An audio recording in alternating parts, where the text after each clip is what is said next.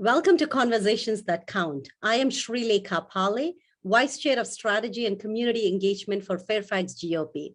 Thank you for joining us. The goal of Conversations That Count is to bring in experts that can eloquently present to us the facts so we can make the right decisions concerning the issues that face you and me and all our communities.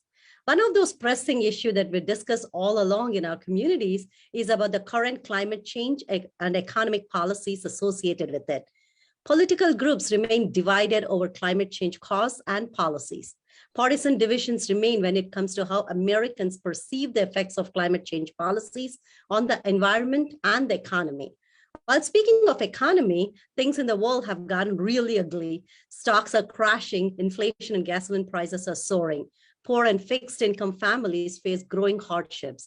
Putin's barbaric war in Ukraine rages on, and it continues, and violent criminals and illicit drugs stream into America, along with millions of undocumented immigrants. But amid all these crises, what surprises me is Team Biden remains laser focused on man-made climate change. Why do you think that is the case? Let's explore this with our next guest, Craig Rucker, on Conversations That Count. Craig is the co-founder and president of CFAC. For those of you that have not heard about the organization, it is called as the Committee for a Constructive Tomorrow. It's a free market think tank devoted to sound science for both people and the planet. In 1985, CFAC was founded to promote a much needed positive alternative voice on issues of environment and development. Its co-founders, David Rothbard and Craig Rucker, who is here with me, strongly believe the power of the market combined with the application of safe technologies could offer humanity practical solutions to many of the world's most pressing problems. A number of leading scientists, academics, and policy leaders soon joined them, along with thousands of citizens from around the US and the world. I'm very thankful that Craig Rucker decided to take some time this evening and join us on Conversations That Count. Craig, welcome to Conversations That Count. Thank you, Sri. It's a pleasure to be on, and your check will be in the mail for that very generous beginning. You're very welcome. I'll take it. Inflation is soaring, so I'll take any check you can provide me. Craig, CFAC, as I very well know about it, is a respected Washington, D.C. based organization whose voice can be heard relentlessly, infusing the public interest debate with a balanced perspective. I think that's what I truly enjoy. It has a balanced perspective on environmental stewardship and other important issues. My question to you is, how did all this get started? What made you get up one night and say, I'm just going to do this? Well, I know it's a surprise. I mean, I look so young, but we started this back in 1985 when I was not long. I did a little stint in the military and also in college. And really what struck me unusual is I grew up in a rural upstate New York area. I mean, we heated our home with firewood, we hunted. And when I went to college after all this, I realized a lot of those people said I went to an upstate New York college called Albany. Many were from New York City and couldn't tell you the difference between a maple tree and a chestnut tree. But they were telling me that I wasn't a good environmental steward, that I didn't know what I was talking about. And I said, that's very odd, because most of the people that are from the rural areas, if you look nationwide, where are the areas that vote Republican are the red areas? They're places from the country quite often. They're the people closest to nature. And it dawned on me that, this is a type of thing that I think has been co-opted by those on the left, that they claim to represent the environment, that they know about the environment, and really they don't reflect the views of those who are closest to it. So we wanted to get a group of citizens and scientists and academics who shared common sense, Western values, and didn't have this save the earth mantra where they valued the lives of animals over people, and had this idea that nature was like a Disney movie. Basically, everything's in perfect harmony. And no, nature's, vicious, cold, and cruel at times too. And it needs to be managed or stewarded. And so we formed this organization to be a common sense voice on environmental issues. So Craig, I really am enjoying what I'm hearing. Common sense is a word that is not so common anymore. Environmental stewardship and having a balanced approach. So I'm glad that you got started with this organization. Let me ask you also about you held the primary responsibility for building Collegians program. I hope I'm saying that right, on more than 40 Yes. campuses across the country. And they have attended, and you brought the teams of student delegates to UN conferences in Kyoto, Copenhagen, Cancun, Montreal, and many more. I think the reason I really wanted to pose this question is this is quite an accomplishment, considering that campuses usually don't encourage alternative thoughts. So how are you able to accomplish that? I mean, that's kind of significant. You just really need to get some kudos for that. Oh, well, thank you very much, Sri. I was going to say that the Collegians program has really been around since the early 2000s. I myself and this goes back quite a few years, was very active on the campus activism front for conservative causes. And it was, bad back then, but it's even worse today with the political correctness and that is going on. So we started this as an effort to try and reach out to young people, and it's just grown phenomenally. We have chapters on dozens and dozens of campuses across the country. Adam Hauser is our Collegians coordinator. He does a lot of speaking and organizing.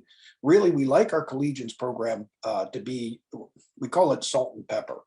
We do like to call out the greens, and that would be the pepper portion, and some of the things that we talk about, because we have to protest, let's say, Al Gore, or we have to, when there's a speaker on the left, make sure that we tell them what they're saying isn't correct. Sometimes we get involved in protests and things of that sort. We have our young people do that. They enjoy that. That's fun. But we also want to do the sugar and spice and everything nice thing, which is the salt or sugar side, which is actually do environmental pickups. Like we'll have our students actually clean up a campus. Imagine that, an environmental group that actually works to clean up a campus instead of trying to shut down a coal plant. They'll go out on nature hikes. They'll bring in speakers that actually talk about real conservation needs and problems. And so we try to do things that both protect nature, give people a positive venue. You can't just attack all the time what the other side is doing. You have to replace it with something that's constructive and positive. That's kind of unheard of anymore, right? If you don't agree, you go and attack, or you want to raise protest. So it's kind of nice to see they're doing something that is constructive and productive for the environment. So Craig, can you talk to me about this creation of model demonstrations, eco projects in impoverished villages in Asia, Latin America, and Africa? As you know, I'm an Indian immigrant. I've been here for a little over 2 decades, but I'm always curious to know what kind of environmental stuff that's going on out there, because as you know, China and India are someone that we really need to kind of work with them to get through this environmental crisis. So have these eco projects received well in these developing countries? Yes, they have. As a matter of fact, one of our proud accomplishments, kind of like our Collegians program, and in fact, it inspires a lot of our young people, is it's not enough to just, as I said, criticize the left, but we have to go out and show how it's properly done. If the left deserves credit for anything, it's for raising issues that sometimes the right ignores. And one of them is poverty and things that are going on in other countries. So the problem is the left doesn't really give solutions that are going to help people. It's usually handouts, welfare, make people dependent on things. So we wanted to show how free market capitalism can actually work to improve the environment, and show stewardship and property rights are things that can work. We've been doing this for about 20 years. We have programs in places like Uganda, for example, where we've started businesses and we train entrepreneurs how to manage pig farms, pineapple farms. We've also done efforts in your native country of India. This year, we've funded the development of clean water, a well that went into an Indian village that's in an impoverished area of India. We did that last year and the year before, working in partnership with some NGOs that are on the ground. We've also worked to save lions in Tanzania, where in fact, a lot of the locals there are killing the lions because they're eating their cattle. So we put up these lights around their pens that ward off the lions, and it's a win-win situation. The lions don't eat their cattle, and they don't go out and have to kill the lions because they're eating their cattle. these are the types of things that inspire young people. We don't need government grants. People learn about property rights, how to run and manage. We always say if we start these projects and we still have to give them money after 2 or 3 years, we failed. We want them to be projects where the people own and get ownership of them and carry them on for years to come. Very well said. I think instead of handouts, these are the things, tools and resources is what we need to provide to these countries in order to sustain the benefits that you guys got. So you also have decades of experience, correct, providing expertise to a wide range of government, academic, media, and industry forums. And I've also seen you actually appear in media outlets. I think that's what I got most information about you and the work that you do. I saw you in the Wall Street Journal, CNN, USA Today, BBC, and so on and so forth. But I think what surprised me, some of these outlets I just mentioned are not very friendly to a balanced perspective. So how do you get onto these media outlets and provide a balanced perspective and get your point across? What's the magic there? Well, in full disclosure, a lot of those outlets, if they're on the left, they get us in there, but usually as that alternative voice, and they don't always paint what we say accurately. So the fact that they report us doesn't mean they report us correctly. Sometimes it's even critically, but we are able to at least get that. We always joke and say if they spell our name correctly and more or less get what we're trying to say, we've scored points with them. The Wall Street Journal's been favorable, but places like the Washington Post or something like that never generally give us positive media, but they do at least talk to us.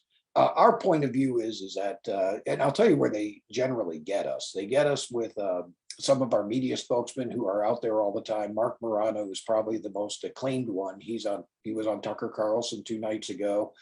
We have other people that routinely get on in the media, and a lot of times they'll phone us just asking for a comment, and we'll give them a comment, and then they'll publish it, and then they'll get about 3 people to criticize it. But at least we're getting it out there, and people know that there's an alternative point of view on things like what you see in the news every day. We're seeing, for example, these farmers protesting out in Holland or the Netherlands. And, this is all part of a sustainable development / climate change agenda that's just gone crazy, not based in science. And we need to get the message out there that those farmers are correct in protesting.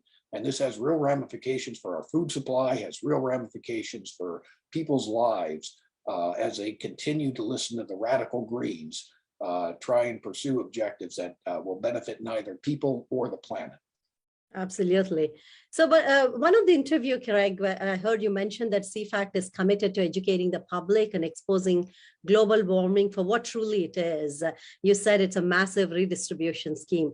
Do you mean to say that this massive redistribution scheme is not designed to strengthen the US economy like the way they pretend to be, but is it to throttle it down? Can you kind of elaborate on that? Yeah, there's no question that I'm at CFAC, the organization I represent, is one of the few accredited NGOs to the UN climate forums. We also are to biodiversity and a couple others.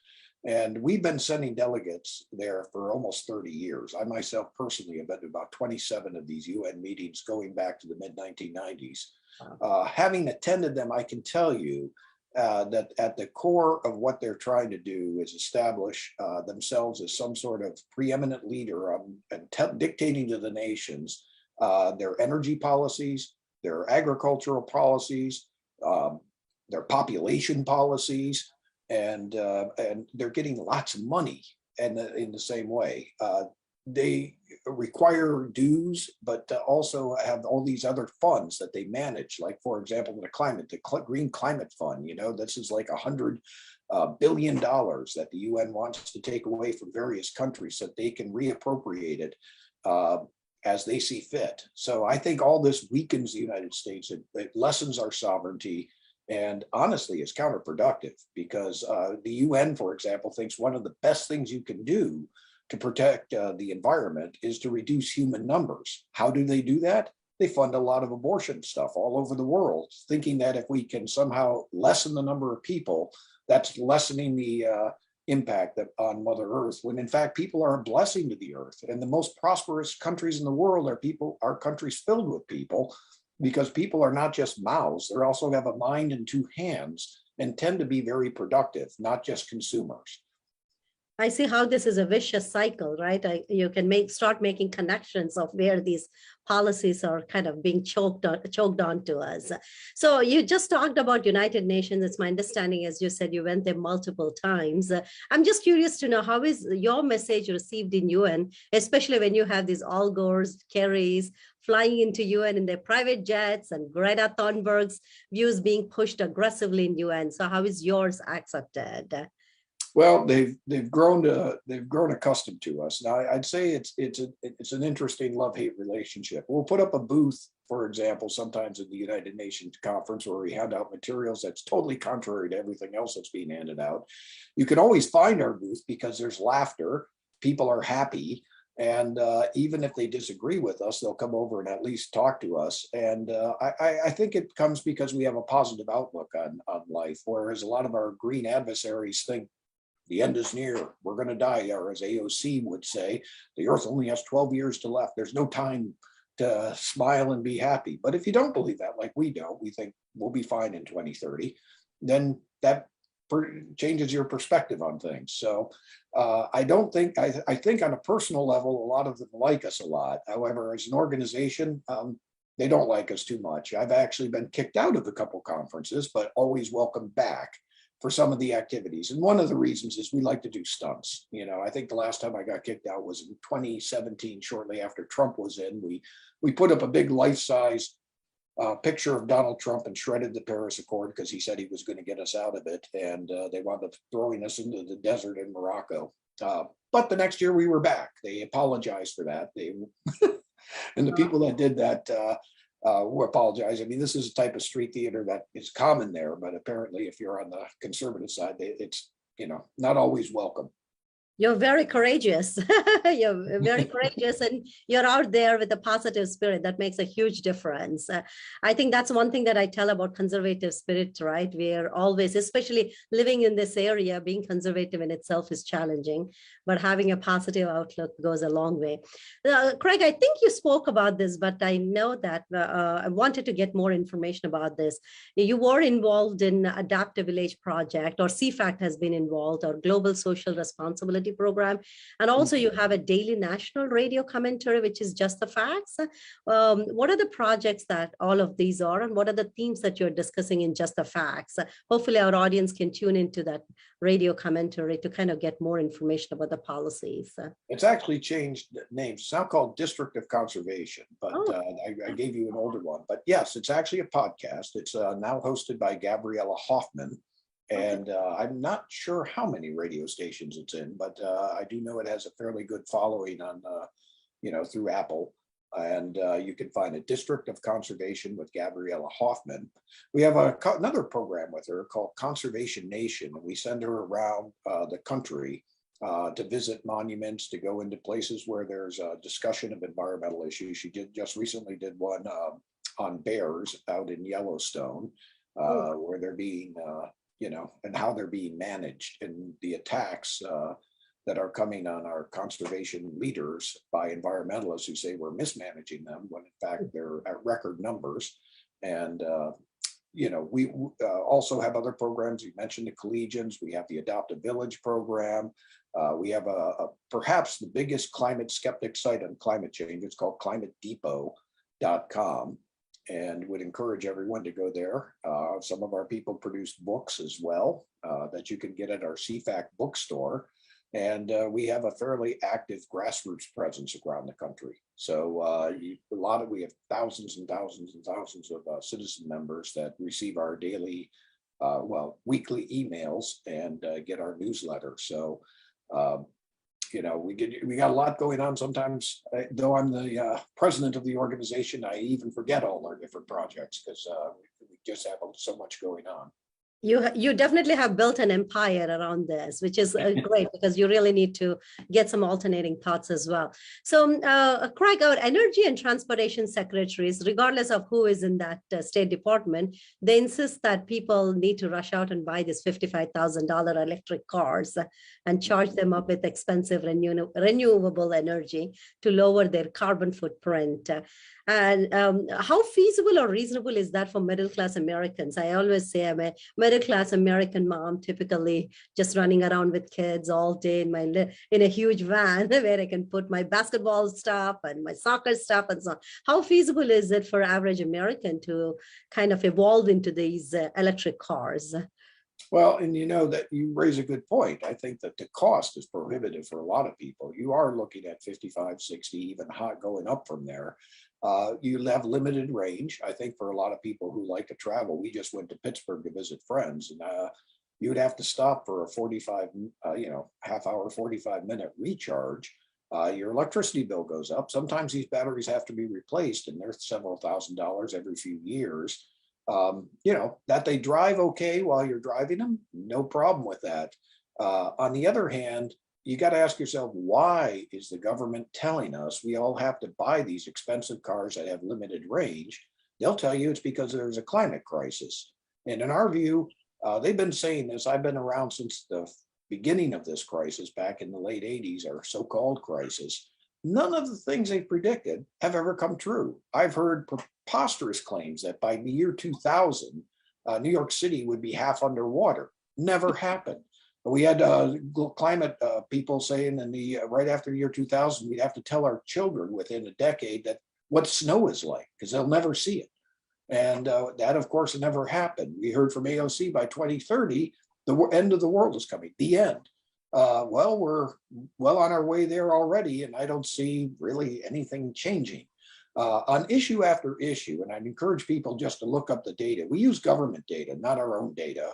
And you'll see on issues like hurricanes, tornadoes, wildfires, all these things, we're within historic norms on almost all these categories. So when people say we have to move to renewable energy, we have to move to electric cars, it's because of a crisis that frankly is overblown. And even a lot of the people who were formerly on Obama's staff, like Steve Koonin or Michael Schellenberger, who helped put in the first Green New Deal, are people now starting to wander away from that and now are becoming skeptics of some of these alarmist claims coming from climate advocates.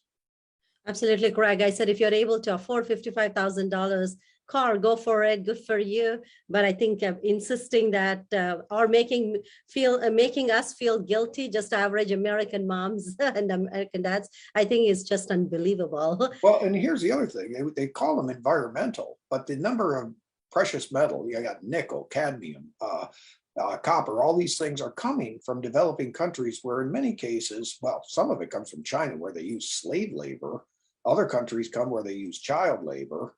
There are environmental conditions where these minerals are extracted from to make the batteries are often appalling. And, from our perspective, are you really helping the environment? Leave alone that once these batteries are exhausted, you have mounds of toxic waste. And all these wind farms and solar farms that are going up all over the country, they have a life expectancy in many cases about 20 years. You're going to have to replace them all. Then what do you do with them? There's a recycling problem. There isn't really any infrastructure to care for these things. So we're finding that actually, leave alone another one, the amount of habitat of animals that are impacted by these farms is just tremendous. We're currently in a lawsuit off the coast of Virginia where they're putting up these wind farms that are right in the path of the right whale. It's actually called the right whale. There's about 300 of them left. And if they put these wind farms up, this is devastating to those whales. So it's not environmentally friendly. I think you bring up a very good point. I don't think many people are thinking about what do we do if we need to recycle all of this in 20 years, right? I mean, all of this in the last 5-10 years, but what happens after 10 years when that car can't be used anymore? That's a great point. You just talked about Virginia. Let's talk about our own Virginia, climate and economic policies. I mean, what is Governor Youngkin's position in all of this? Do you kind of keep a tab on what his policies are and how is that going for Virginia? Yeah, I think he's a solid governor, certainly a great improvement over the last one. he came out against our involvement in something called RGGI, the Regional Greenhouse Gas Initiative, and stated his opposition to that, which is a costly program where states band together to limit their energy choices. It drives up costs on consumers. And I think he, has stated his opposition to that, and also pointed out something that was passed by Northam in the last governor, the Virginia Clean Economy Act, which is just abysmal. If this thing goes into operation, we're going to see prices soar in Virginia. So we've been working with some of his people to try to roll that back and put some reason into it. As I mentioned about the whales off the coast of Virginia, this is something that we're hoping the administration will support. We would like to launch a lawsuit to protect these whales. And Dominion Energy, honestly, it seems to be in bed with the Democratic Party in the state, and they're plowing over vast stretches of Virginia wilderness to put in big solar units, despite residents across the state, like in Fredericksburg, who are opposing it. And I know this concerns the governor, and it's our hope that as he has voiced during his campaign, and what we've seen from him thus far, he will come out on the side of the citizens and try and stop some of these things. Greg, you're right. We have a solid governor, obviously, just quite different from what we had for the past 4 years. So this has been a good year for us. I also would strongly encourage you to kind of talk to our candidates. I mean, there are plenty of candidates. I'm just not really sure if they all rightfully so understand the details and extent of climate policies that you're talking about. I think it would be great for you to sit down with our candidates once in a while to kind of elaborate on the policies. Well, and I think so. And some of them, like Winsome Sears, for example, I understand she was on your program. We knew her. My wife went to a Bible study with her, and they were friends before any of this happened. And we've been supporting her for years. I think her instincts are solid, and and so I think there's a good circle of people around him as well that are going the right direction. So we're very encouraged by what we're seeing in Virginia. And, God has been great with God truly has been good to us this year. Hopefully it'll continue. It'll continue. So Craig, is it true that, I mean, I did this somewhere and I thought you're the best person that has balanced perspective could tell me this. Is it true that even if United States and combined Britain, Europe, Canada, and Australia totally eliminated fossil fuels, it wouldn't make a big, much difference for global carbon dioxide and greenhouse gas emissions? Instead, obviously, if you totally eliminated fossil fuels, you're going to destroy the economy, jobs, and living standards for nothing. But is that true, or is that just another myth? No, that is absolutely true. And in fact, what you would find is that it will still go up. And the reason for that, I apologize. I'm going to turn off my phone here. The reason for that is because you're a busy guy. I'm glad you're spending some time with us this evening. Well, I just am surprised at myself that I didn't turn this off. So I will do so now. So anyway, what I was going to say was the reason for that is because India and China, I know you're from India, are fully blown and committed to increasing their fossil fuel use. In truth, we don't really criticize them for that, except for this one point. They are urging the United States and Western Europe and Australia to cut their emissions, while at the same time they're increasing theirs. So the hypocrisy bothers us. But the fact that they're not going along with the Paris Accord, which is to limit it, I don't blame them. They shouldn't. In my opinion, we've seen where the United States was a leader in carbon dioxide emissions up until about 7-8 years ago. And now they're being totally taken away by, some of these developing world countries, which is interesting that the United Nations is okay with that. You never hear anything about it. Meanwhile, when we were declining under Donald Trump, not because of any signing on the Paris Accord, but because of the increased use of natural gas, and that was made possible through fracking, all you heard was criticism from the Greens about the United States when we were leading the world in carbon emissions reductions. So, I think that the objective here is less to do with protecting the planet from a so-called impending climate catastrophe than it is in advancing big government and advancing taxes against industries they don't like, and enriching certain corporate leaders that are sympathetic to the Democratic Party, and certain people at the United Nations who have what they call a big globalist mindset as to how they can enrich themselves at the expense of those in the West.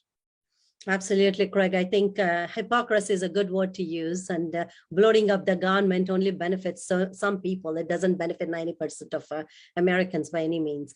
So, Craig, you have been in the industry space for 30 years. You've provided expertise to a wide range of government, academic, media, and industry firms.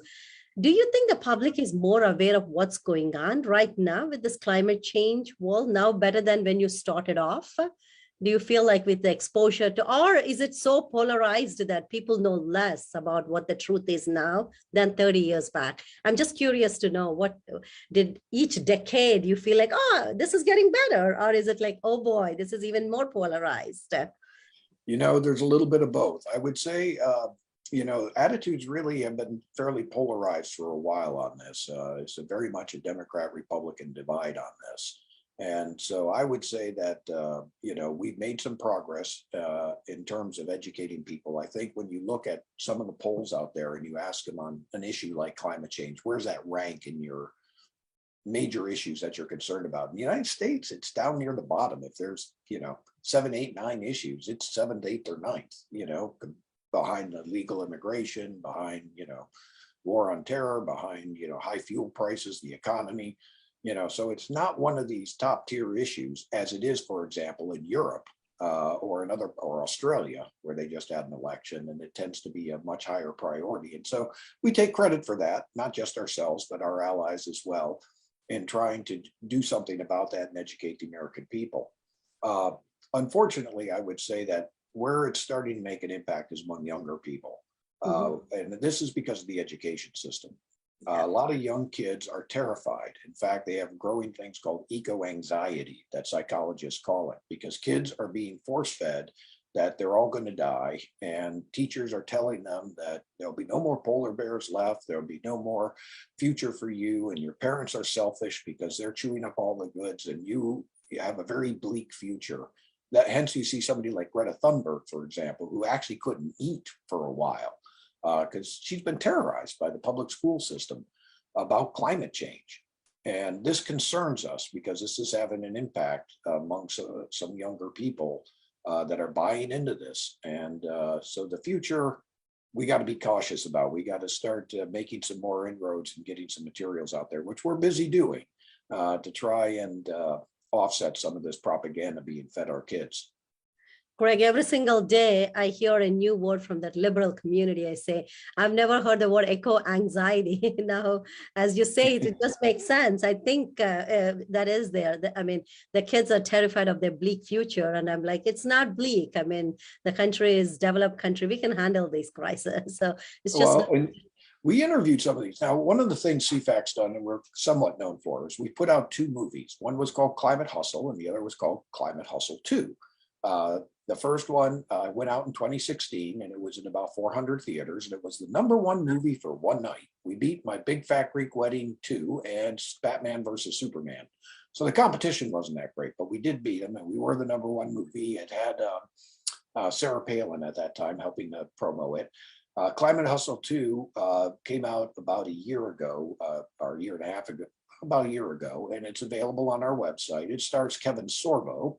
And what we did is we went in and explored various aspects. The first movie dealt with the science. So if you're heavy on the science and want to find out why we don't think we're headed to a climate apocalypse, Climate Hustle 1's your movie. The other was the motivations and some of the dangers that the Greens are putting out there. Why would the Greens want to hustle us? And we looked at the children in the classroom. So we have an excellent section in that movie where we talk to people who are very concerned about eco-anxiety and showing some of the propaganda that's being done on the kids. And I would encourage people to look at Climate Hustle 2 by coming to cfac.org and maybe getting their copy today. I'm glad you did something in the movie sphere. I think I always feel like media entertainment is better for the kids to learn. It's like a nice cultural diplomacy. I'm surprised Kevin Sorbo, Hollywood star, wanted to do it, not because I don't think they're great movies or the producer such as you is great to work with. It's just Hollywood is really not into this at all. So I'm just thrilled to know that you were able to convince somebody as acclaimed as Kevin Sorbo to do your film. He's a wonderful guy. Yeah, we've gotten to be somewhat friends and working together. If we do another film, which we might, call Climate Hustle 3, The Great Reset, he would be on the short list of those to host it again. He did such a fantastic job. Our vision in making these movies, by the way, is our fear was that they would be boring. So we wanted to make sure that they were entertaining. So when you watch this, you're not just watching some boring documentary of people's heads talking and you kind of yawn. A lot of our clips are actually poking fun at what the other side's saying in their own words, catching them. So we use a lot of humor in it. We call it edutainment. That is, it's educational, but also entertaining. And I think you'd be impressed if you saw it. So we encourage you to look into it. And, we're getting requests all the time. It was just shown on Newsmax 2 months ago. Cool, very cool. I'm going to ask my 20-year-old to watch because they're fed all kinds of stuff in the university. I can tell you that.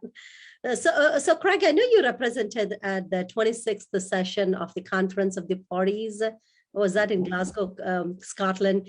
You asked someone to comment about scientific findings, which shows that increased carbon emission actually boosts crop yields, which have led to record harvest for feeding the world. So that just tells CO2 isn't just a problem, but it is actually benefiting to helping feed the world. So what did panelists say? I mean, I think I heard that, I read that, and I was like, I wish I was just fly on the wall to see how did panelists respond to that, and what do they have to say to that? Well, when we give them facts like that, they tend to just shake their head and go like, how could, it's so contrary to what they're hearing, but it's factually correct. We are breaking records in terms of harvest. We aren't experiencing more drought. And, so yes, it's viewed with skepticism. I kind of say, when you're on it's a lot to take in. If you've been on a grid, this certain grid for a while, to all of a sudden go the other way, you usually have to hear it from 2 or 3 people. So our hope is that they'll hear the same information from other sources and not be dismissive down the road. I was just happy to make it out of England, having driven on the wrong side of the road for 2 weeks and not being a victim of some accident. It was I think that was the biggest challenge being over there. Yeah, I can imagine. I mean, that's how we drive back home in India too. But now if I go back, I don't think I can drive at all. So Craig, I think you briefly spoke about President Trump. I'm kind of trying to recollect what was the context, but you were also a signatory to an American Energy Alliance letter to President Donald Trump supporting the safe, affordable, fuel efficient vehicle rule. Correct. So how was that received by the Trump administration? Trump's people were excellent. In fact, to me, he's the boldest, greatest visionary. Of course, I'm from the Reagan era, so Ronald Reagan will always I'll be partial to. But, Trump was truly a great president. And he actually liked our movie. He tweeted it out, Climate Hustle 2, which we were proud of. And I found him to be just superb on not just the Safe, Affordable Act, but also on a whole host of things. Getting out of Paris was a tremendous boon to us. His efforts on fracking and unleashing American independence are second to none. I mean, we always talk about being dependent from foreign sources of oil. He's the first president since Harry Truman that actually succeeded in getting America to be that energy rich. And as Americans are understanding right now with the high gas prices we're facing, we didn't have those under Donald Trump. There's a reason. It has to do with the fact he unleashed American energy dominance. We became a net exporter of oil under his tenure. And now you have Biden out there who's his greatest thing he can do is say that he unleashed the Strategic Petroleum Reserve, a reserve that was filled under Donald Trump. And now we find out about 100 million barrels of it went to China. So it's been a complete disaster on his front. He seems to be committed to this climate agenda, even in the face of high fuel prices. And this is deliberate. Even his own people say, in order to make solar, wind, and some of these renewables or electric cars a reasonable choice to consumers, you could do one of 2 things. One is you could take the high cost of the electric vehicles and lower them to the level that the other cars are.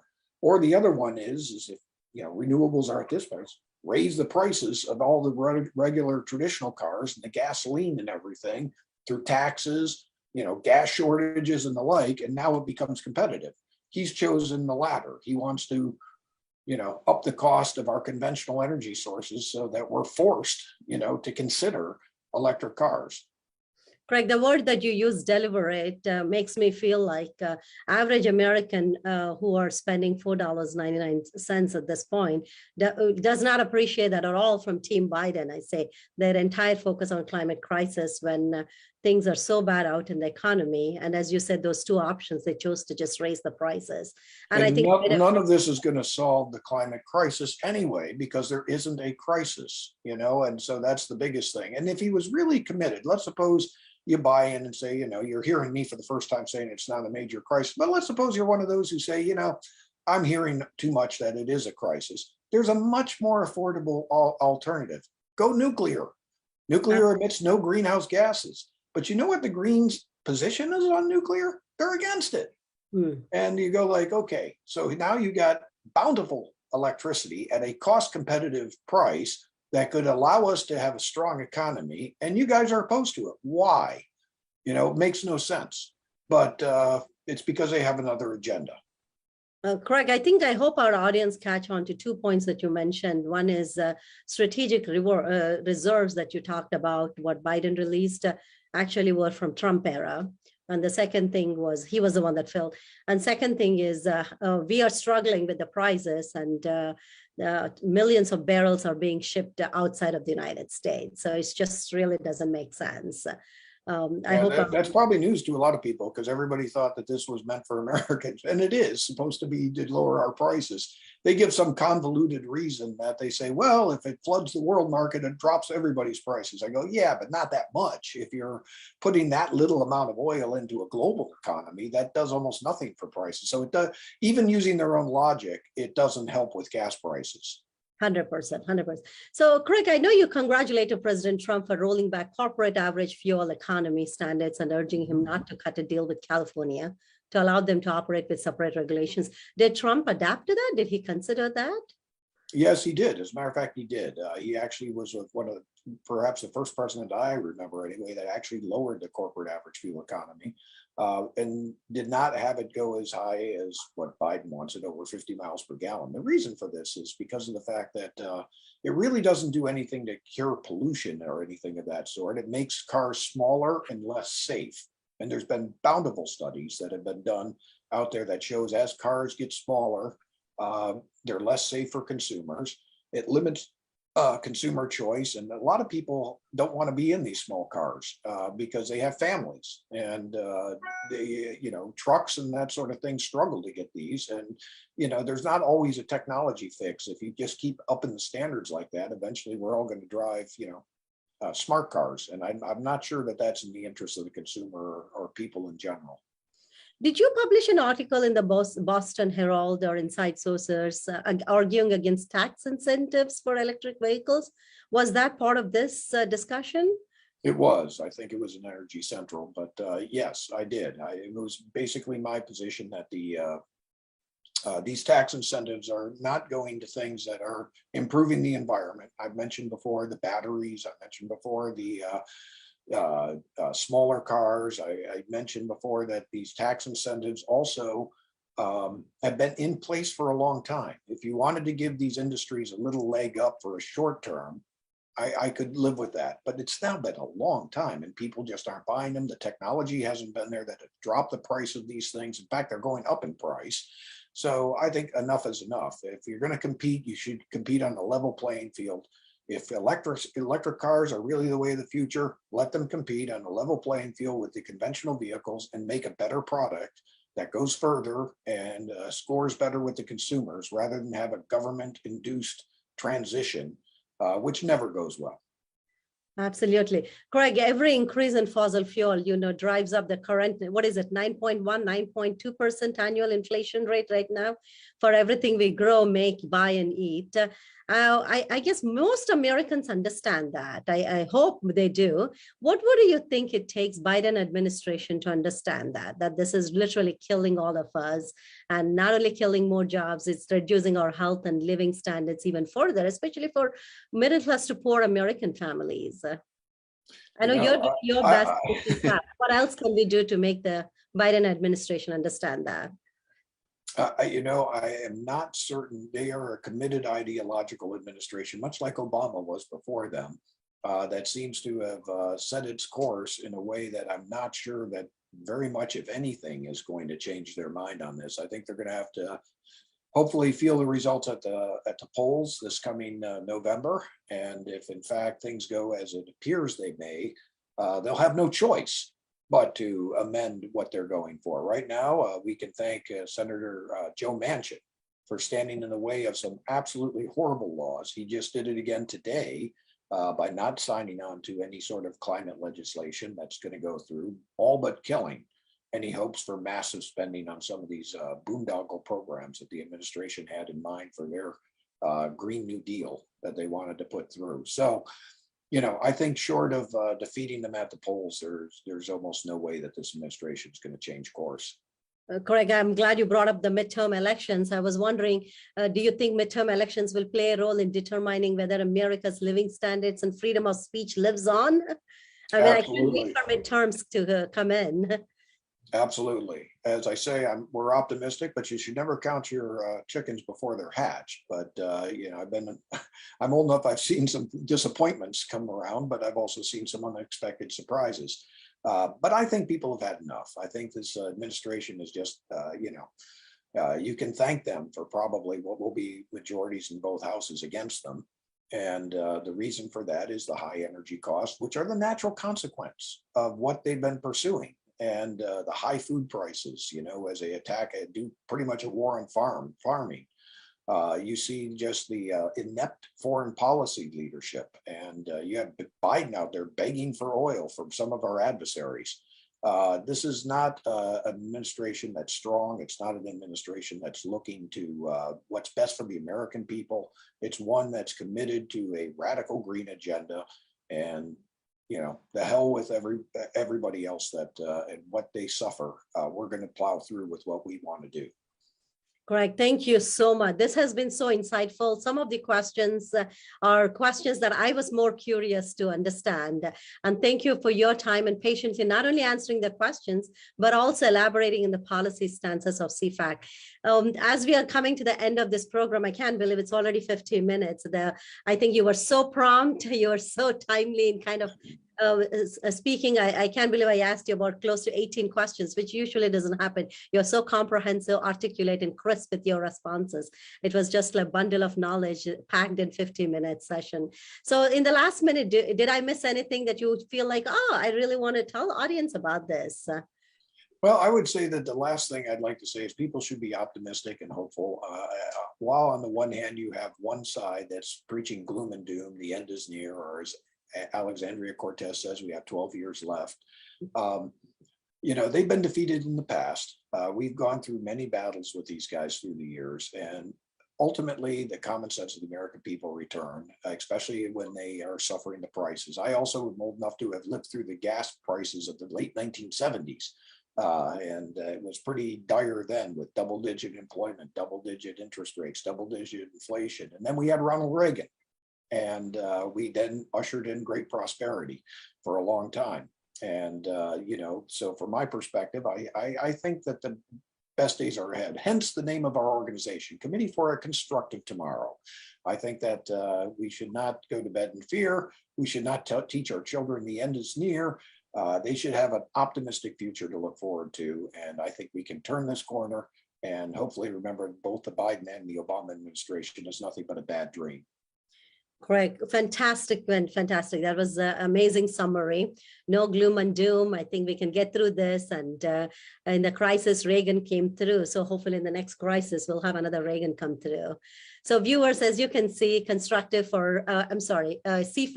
I'm so used to saying it as CFAC, it has been termed invaluable by the Arizona Republic. It has been lauded for its effort to bring in sound science to the environmental debate by a former president of the National Academy of Sciences.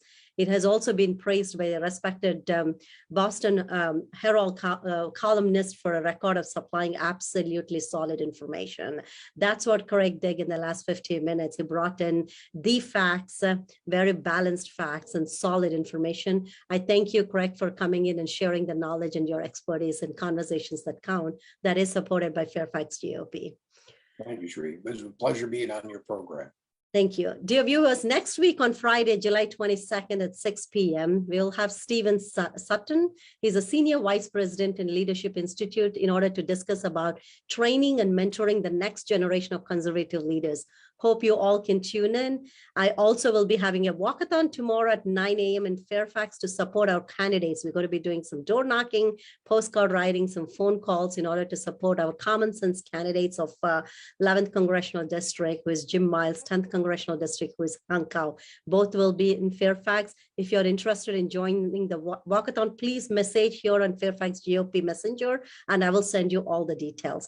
I thank you for joining us this evening, and I wish you will continue to tune into our other shows as well. God bless you all, and God bless America. Have a happy weekend. Thank you.